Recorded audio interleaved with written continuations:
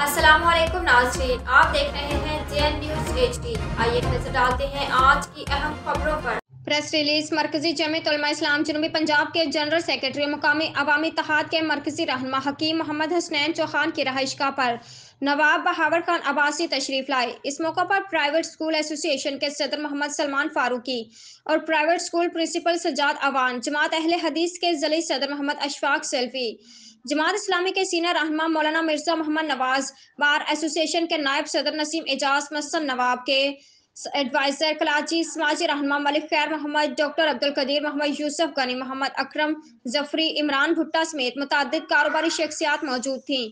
इस मौके पर हकीम मोहम्मद हसनैन चौहान ने वली-अहद ऑफ बहावलपुर नवाब बहावल अब्बासी को मुकामी सतह पर बनाए जाने वाले अवामी इत्तेहाद के अगराज और मकासद पर ब्रीफिंग दी और अहमदपुर शर्किया के मुकामी सतह पर तमाम मसाइल से आगाह किया। यूनिवर्सिटी, बिजली, आटे की कमी के मसाइल और रेलवे रोड से अब्बासिया चौक तक बनने वाली सड़क पर आने वाले मुकामी लोगों की जायदादों के गवर्नमेंट की तरफ से दिए जाने वाले पैसों के मामलात पर नवाब साहब को ब्रीफिंग दी और अवामी मुतालबात से उनको आगाह किया, जिसके जवाब में नवाब बहावर खान अब्बासी ने वादा किया कि सड़क में आने वाली जायदाद की पेमेंट हुकूमत से दिलवाने के लिए डिप्टी कमिश्नर और कमिश्नर साहब से जरूर मुतालबा करेंगे।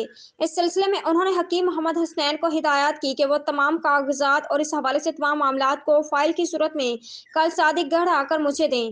इस मामले में कोशिश करूंगा कि आटे के हसूल से भी उन्होंने वादा किया कि डिप्टी कमिश्नर साहब से मिलकर वो ज्यादा से ज्यादा सेल पॉइंट बनाने का एहतमाम करेंगे।